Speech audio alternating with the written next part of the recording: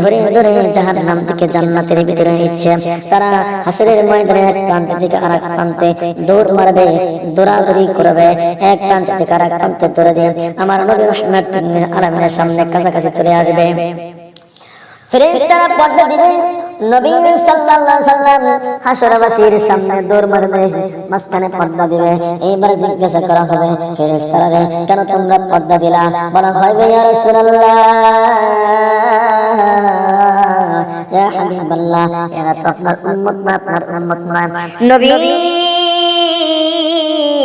ও আল্লাহর হাবিব, মদিনার বুলবুল রাহমাতুল লিল আলামিন আব্দুল্লাহর বেটা মামিনা দুলাল, আপনি যখন তাইফের ময়দানে যখন আপনি ওই কালেমার কোরআনের দাওয়াত দেওয়ার জন্য যখন মানুষের চারে চারে গিয়েছিলেন, আপনার কি মনে পড়ে নাকি? দেখেন তো, আপনাকে যারা পাথর মারছিল, আপনাকে তারা এই পাটকেল মারছিল, জুতা পিটা করেছিল, চাবর কুশি লাথি দিয়েছিল, আপনার শরীর থেকে আপনার মাথা মোবারক থেকে টকবক করিয়া জমিনের উপরে রক্তটুকু পড়েছিল। আপনি বলেছিলেন, তাইফবাসীরা, আমি তোমাদেরকে কি করেছি? তোমরা আমাকে তোমার পিট করো, তোমার পিট করো না। তাইফবাসীরা উত্তর দিতে পারে না। এক বাক্যে কোরআনে দাওয়াত দেওয়া যাবে না, কাফের মুশরিক বেঈমানরা এইবার ছোট ছোট বাচ্চাদেরকে লালিয়ে দেয়।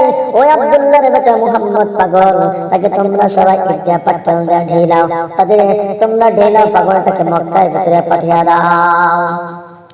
বাচ্চাদেরকে ডাক দেওয়ারে, আমি তোমাদেরকে কি করেছি?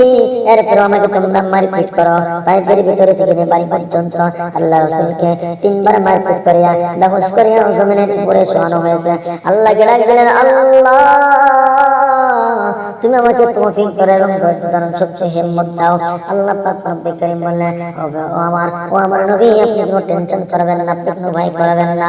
এইবার চাচাকে গিয়ে বলে, চাচা, ও চাচা, দেখো না আমাকে মারতে মারতে মেরে ফেললো, তাও তোমরা আগে আসো না। আমার তো মানায়, আমার তো বাবা নাই, 2 চোখের পানি ফলাইতে ফলাইতে আল্লাহ নবী মক্কা দিয়ে রওনা হয়ে গেল। আমাকে তোমরা মাইরো না, সহ্য করতে পারি না, তোমরা আমাকে আর মাইরো না, তোমরা আমাকে মাইরো না। বন্ধু, কোরআন কাহিনী ইতিহাস তাইফের জমিনে, তাইফের ময়দানে মক্কার নগরীতে একজন মানব ছিলেন। সেই মানবটাই হলেন আখিরি পয়গম্বর শেষ সময় নবী হযরত মুহাম্মদ সাল্লাল্লাহু আলাইহি